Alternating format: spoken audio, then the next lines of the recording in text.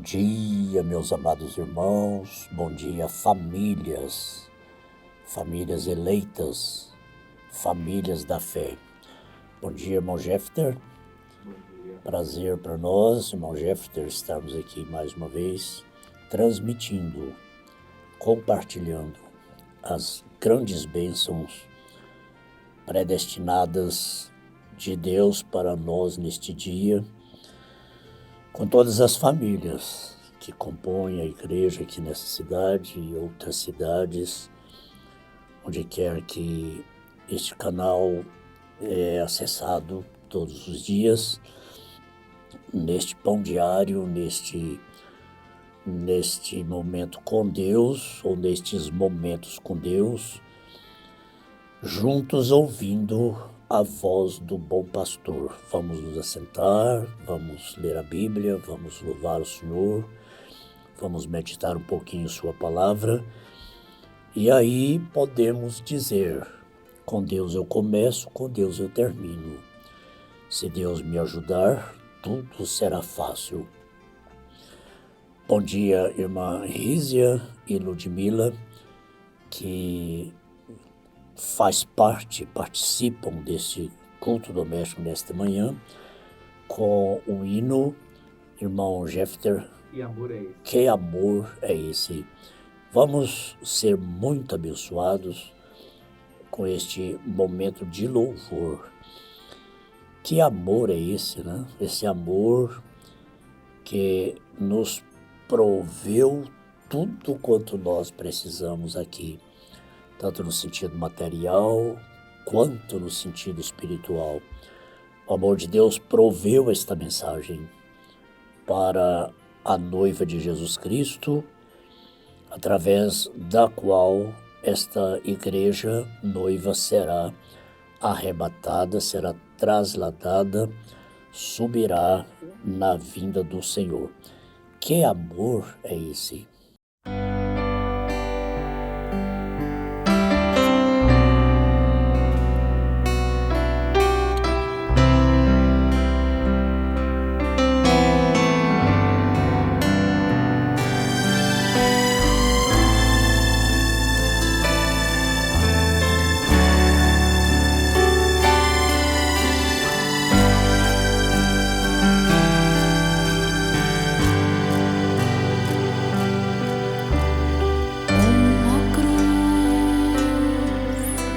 O sangue que corria pelo chão, o choro triste em meio à multidão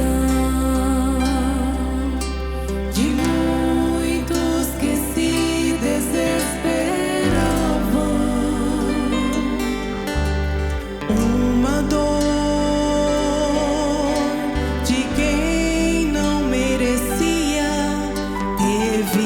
sentir, alguém que não devia, mas pagou por mim. Amor demais até quem não lhe amava. Ele não me condenou, nem tampouco me julgou, mas só quis me perdoar. Quem devia era eu, mas foi o Filho de Deus quem teve que pagar. Que amor é esse?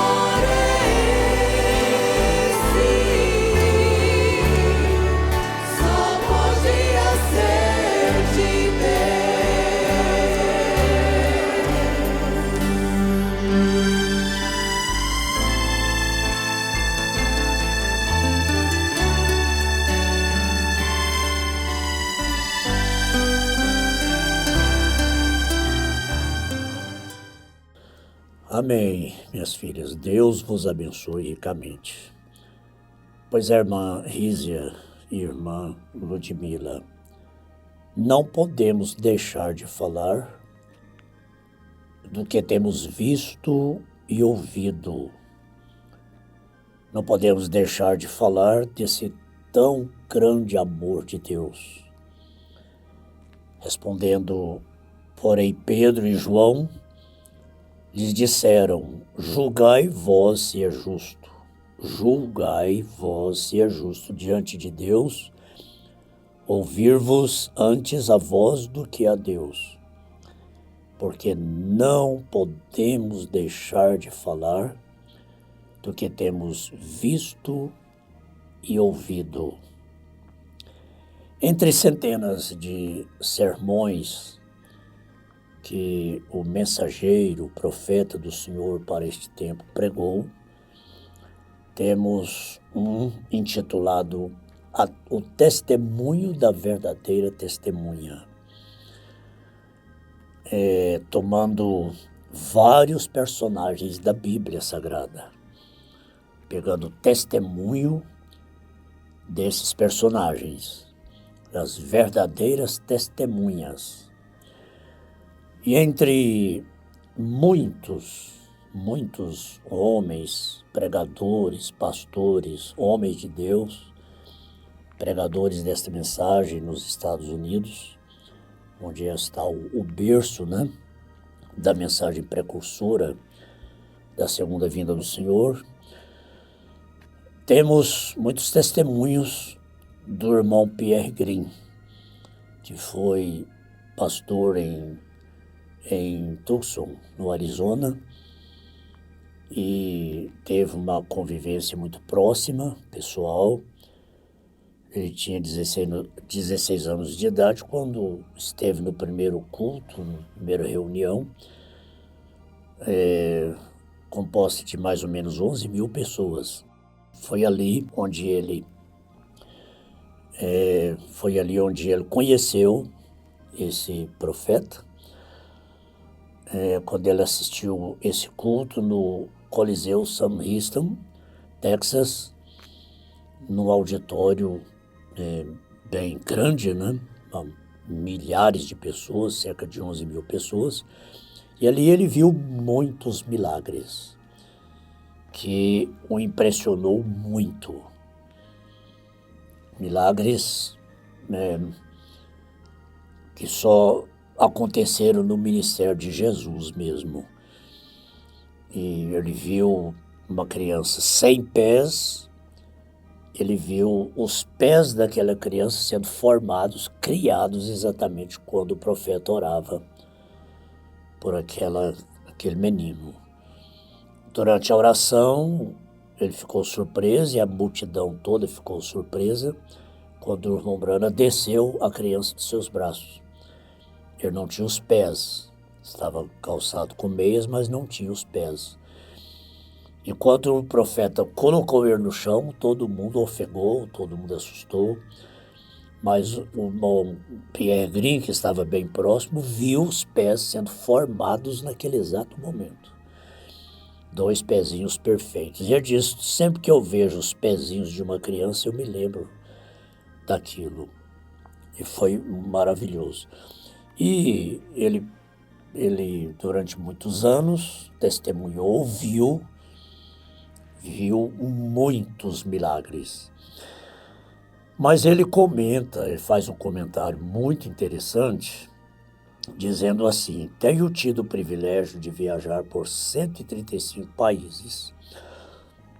O irmão Pierre Green já esteve aqui no Brasil várias vezes. Partiu em 2015.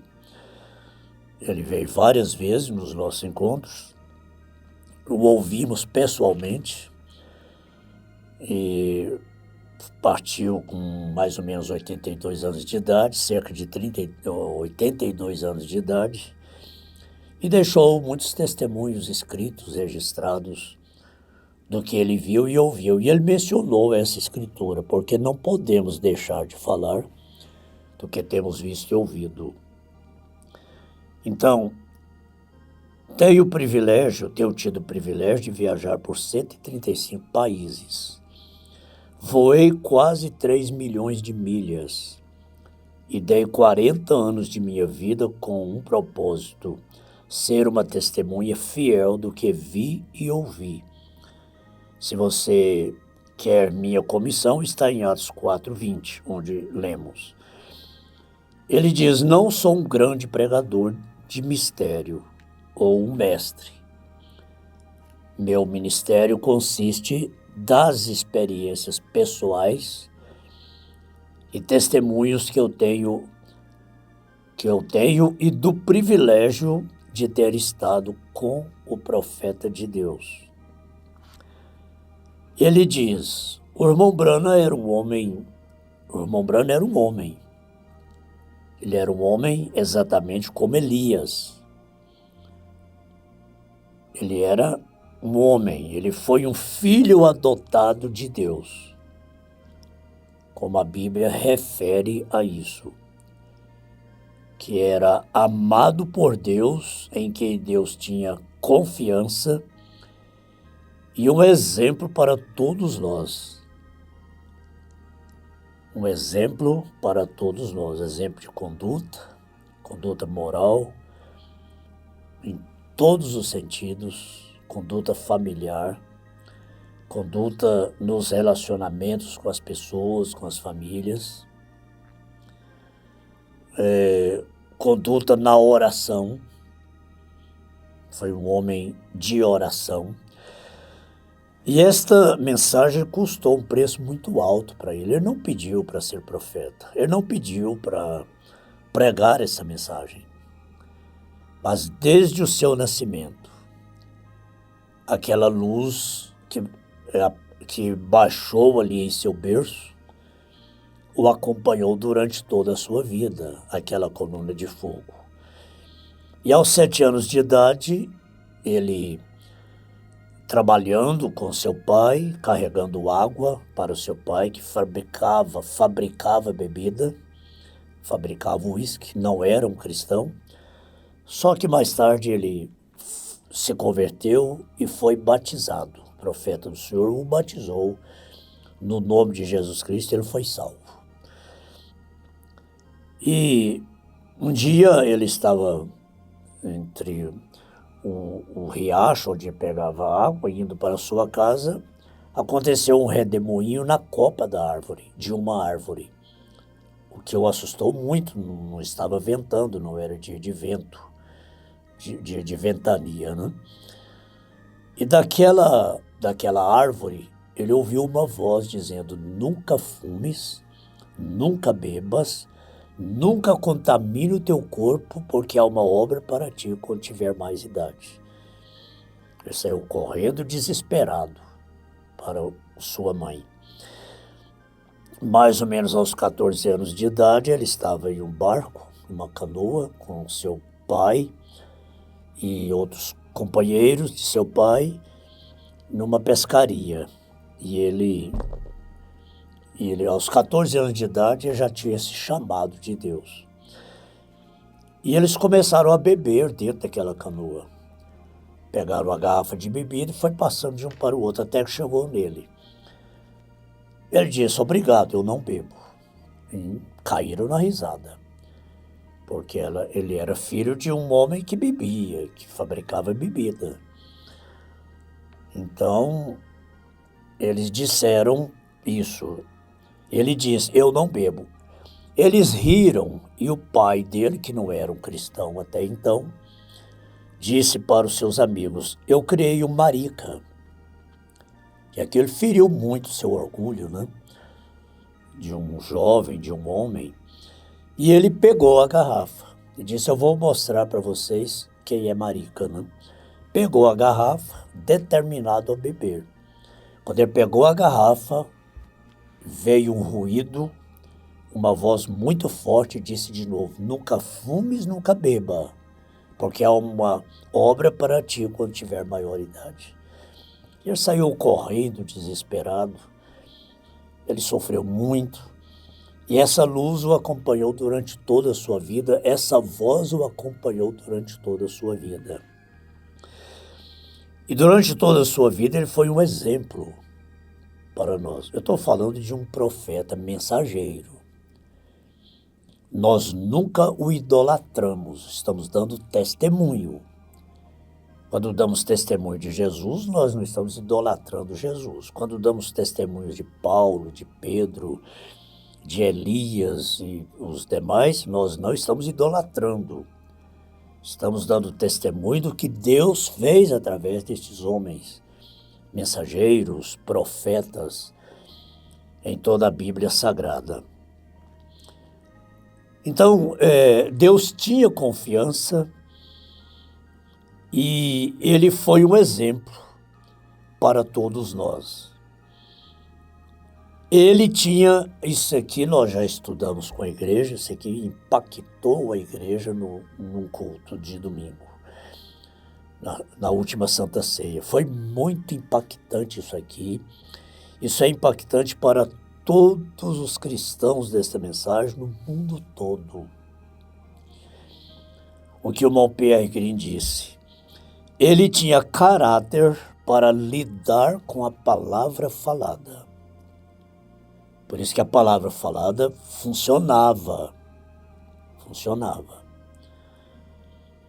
Ele tinha caráter, quer dizer, ele tinha equilíbrio nas situações difíceis. Ele tinha bom humor, nós vamos ver mais na frente aqui. Mas ele não aceitava vulgaridade, piadas vulgares. Ele nunca aceitou isso, embora ele era muito descontraído, gostava de historinhas e brincava e sorria muito. Mas ele nunca aceitou vulgaridade. Ele tinha muito cuidado nas suas palavras. Ele era muito comedido nas suas palavras. Por isso suas palavras tinham valor. Ele não falava de ninguém. Por isso suas palavras eram palavras temperadas, né? Porque não pode de uma mesma fonte sair água doce e amarga. Como que a palavra falada vai funcionar nos lábios de quem fala, de quem amaldiçoa, de quem julga, de quem condena, de quem murmura? Nunca, nunca, nunca vai acontecer o poder da palavra. Mas mesmo no seu dia a dia, o que ele falava para os irmãos era assim, diz o Senhor. Mesmo fora do púlpito, às vezes com roupa lá de mato, tremendos milagres aconteciam. E ele tinha caráter para lidar com a palavra falada. E conhecemos o caso daquele casal que entrou num culto para desafiá-lo, desenrolando cenas amorosas, obscenas ali diante da multidão. Todos nós sabemos como que ele comportou com aquilo. E tantos outros casos, né? Tantos outros fatos. Numa cidade que ele esteve, entrou ali um maníaco, um homem possesso, endemoniado, que era acostumado a acabar com os cultos e até já tinha matado algum pregador. E esse homem estava lá naquele culto, entrou naquele culto, e ele, possesso, logo se dirigiu à plataforma para desafiar e causar ali um grande dano, um grande alvoroço. E quando ele vinha se aproximando, cerca de 300 ministros que estavam na plataforma saíram, porque o quadro era muito horrível. Ele sabia o que ia acontecer. A polícia tentou intervir, o profeta diz, não precisa. Os diáconos tentaram e disse, fiquem quietos. E aquele possesso, aquele homem possesso, aproximou dele e disse, e xingou, e blasfemou, e disse, eu vou quebrar cada osso desse corpo imbecil seu. Cuspiu na face dele. E quando ele aproximou, ele era um homem muito forte, quando ele aproximou para pegar o profeta e acabar com ele ali, ele falou baixo, na voz bem baixa, só quem estava perto dele ouviu. Satanás, por quanto tens tentado desafiar o servo de Deus, eu te ordeno a ajoelhar aos meus pés. E ele respondeu: eu vou te mostrar nos pés de quem eu vou ajoelhar. Mas ele não gritou com Satanás, não fez nenhum barulho. Falou baixo, e logo aquele homem desabou, caiu, agarrou em suas pernas. Os diáconos vieram, tiraram, ele sentou no banco e assistiu o culto e foi salvo. Um exemplo. Ele tinha controle nas situações, então a palavra funcionava. A palavra nos lábios dele era palavra falada, era palavra de poder. Agora, o que nós precisamos para alcançar esse poder? O irmão Green diz assim: enquanto não tivermos esse mesmo caráter, não teremos a capacidade para falar a palavra.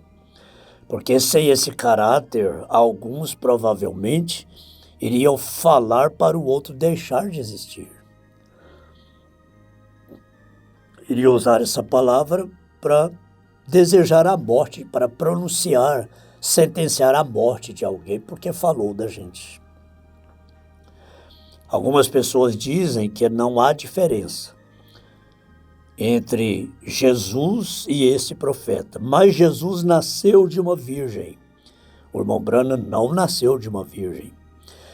Jesus não precisou de um salvador, o irmão Branham precisou. Jesus nunca disse: assim diz o Senhor. Ele diz: eu vos digo. E o profeta dizia: assim diz o Senhor. Então está a grande diferença, né? As pessoas poderiam confundi-lo com Jesus, porque esta foi a vida que ele viveu. Se o Espírito de Cristo está em nós, é o que nossas vidas deveriam ser. Ser como Jesus. Ser como Cristo, porque somos seguidores de Cristo. Se o Espírito de Cristo está em vós, ou está em nós, é o que nossas vidas deveriam ser. Ser como Cristo. Ser como Jesus. Então, que cheguemos ao ponto onde as pessoas possam ver somente Jesus em nós. É que as pessoas viam Jesus nesse profeta. Não que ele era Jesus, como existe esses extremismos hoje. Mas Jesus era visto em seu ministério. É preciso que Jesus seja visto nesse ministério. Que cheguemos ao ponto onde as pessoas possam ver somente Jesus em nós. Que amor é esse? Que amor é esse de Deus? Trazer ao nosso conhecimento esta gloriosa mensagem do poder da palavra falada. Somos muito agradecidos a Deus, não temos palavras que pudessem expressar a gratidão que devemos a Deus por este tão grande amor. Que amor é esse que eu nunca tinha sentido? Ele se importou comigo, mesmo eu sendo condenado. Que amor é esse que nem mesmo a cruz matou? Mesmo assim ele me amou, perdoou os meus pecados. Sob o poder desse grande amor, receba a bênção que você precisa agora. O Senhor te abençoe e te guarde. O Senhor faça resplandecer o seu rosto sobre ti e tenha misericórdia de ti. O Senhor sobre ti levante o seu rosto e te dê a paz.